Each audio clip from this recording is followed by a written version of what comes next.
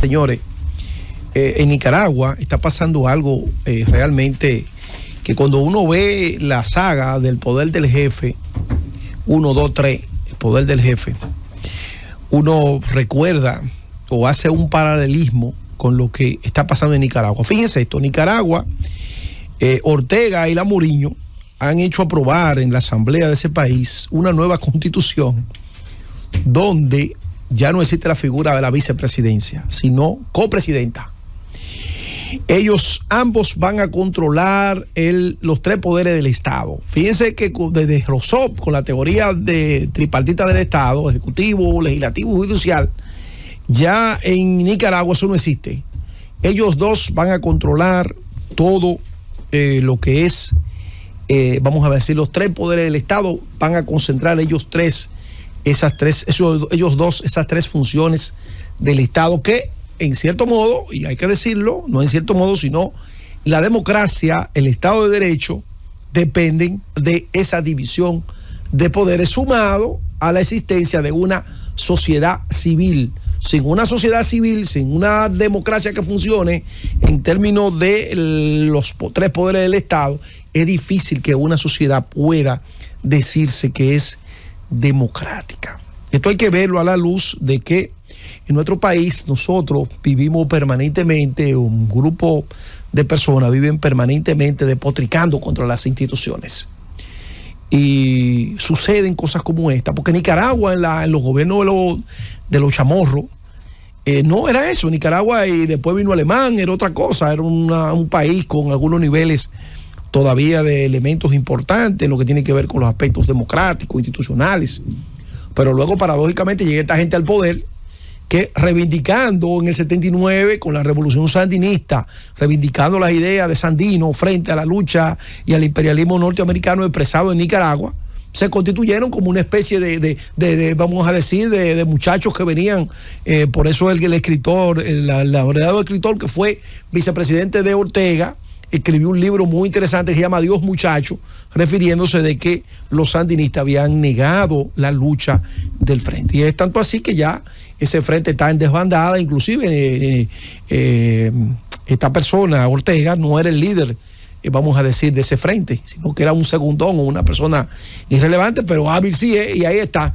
Tiene ese país que lo desbarató todo, sacó ahí todo al disidente, le negó la nacionalidad, tuvo España y Estados Unidos que reconocerlo, darle ciudadanía porque lo declaró apatria. La Iglesia Católica la persiguió, la prensa libre la persiguió, todos los candidatos aspirantes a presidencial lo persiguió. Es una dictadura interesante la que se está dando en Nicaragua. En otro orden, señores, para que ustedes vean que los países,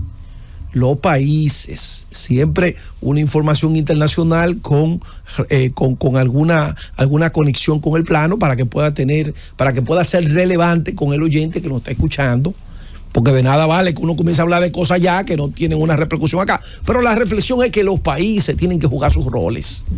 Y yo estoy pensando en Alemania en este preciso momento, Elvis Lima, y resulta que Alemania le ha cargado los bultos a Estados Unidos y a la OTAN, y ahora resulta que Alemania se fue a pique. Porque fíjate una cosa, Alemania descansaba del petróleo, del gas barato de Rusia, que se lo proporcionaba por unos túneles, unos conductos, y resulta que Alemania, que ya no cuenta con el liderazgo ni el prestigio de Angela Merkel, sino que hay un arodino simple, que no es un liderazgo, no es un líder ni nada por el estilo, y Alemania, que es el corazón económico de la Unión Europea. Recordemos que la Unión Europea es lo que fue en principio el acuerdo del carbón, y hay 2 países que son neurálgicos en la Unión Europea, que es Francia y Alemania, pero el euro es el marco alemán, se transformó en euro, es el gran motor de la economía alemana, de la economía europea. Pero resulta que la guerra de Ucrania con Rusia ha debilitado tanto a Alemania que ya Alemania se está hablando que va a perder todo el protagonismo. No generó innovación, sustentó bastante la industria, pero esa industria necesita, para poder seguir desarrollándose, necesita ese gas barato de Rusia. Al no tener el gas barato de Rusia, resulta que Alemania ha perdido competitividad, lo que pone en peligro la existencia misma de la Unión Europea, porque la Unión Europea es Alemania en términos prácticos. Por ejemplo, cuando cayó en crisis Grecia, recordemos la crisis de Grecia, en términos económicos, en términos de su economía, ¿quién la sostuvo? La sostuvo Alemania. Y los otros países que han entrado en situaciones económicas, vamos a decir, de crisis, es la economía alemana la que ha dado, vamos a decir, el sostén. Pero resulta que Alemania no entendió, al parecer, los elementos geoestratégicos, no jugó a sus intereses y se dejó llevar entonces de un aliado que está a mucha distancia de kilómetros de la Unión Europea, que es Estados Unidos, porque esa situación que se dio allí con Ucrania fue una situación generada por la OTAN, que es controlada por Estados Unidos y directamente por Estados Unidos. Y Alemania debe ser un país pujante, de la economía más pujante de la Unión Europea, ahora está en una situación que no puede levantarse. ¿Por qué?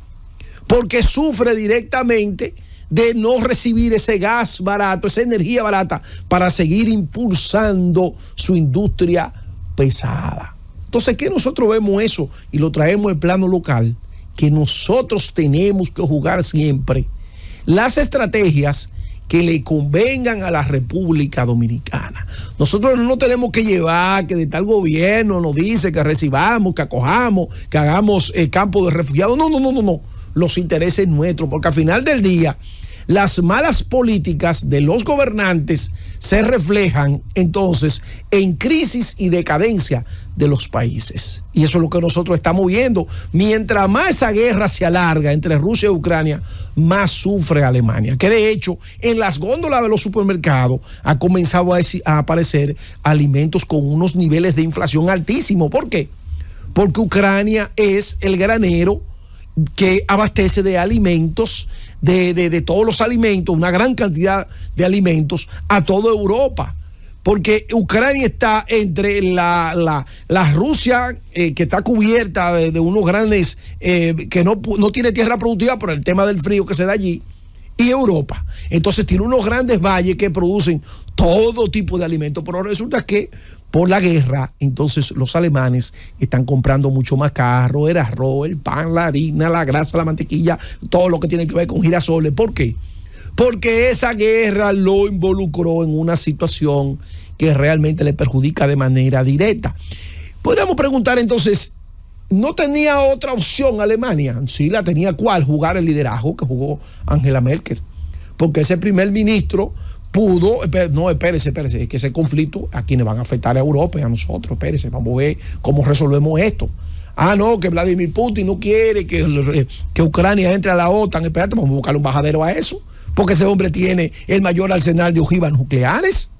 Entonces, cuando en la Segunda Guerra Mundial querían meter al Papa al conflicto, Stalin dijo, ¿y cuántos tanques de guerra tiene el Vaticano? No, porque es un problema de fuerza. La política es un problema de fuerza. Entonces, con un contrincante como Vladimir Putin, usted no puede venir aquí a sacar pechito, porque mira ahora lo que está pasando con esa orden que ha dado Biden, que para mí es dejarle el camino minado a Donald Trump, porque inclusive ya el hijo de Donald Trump se pronunció y dijo que eso es una maldad, para que le están minando el camino al papá adelante, diga, y a todas luces resulta que es así, porque esos demócratas parece que perdieron el juicio. ¿Por qué?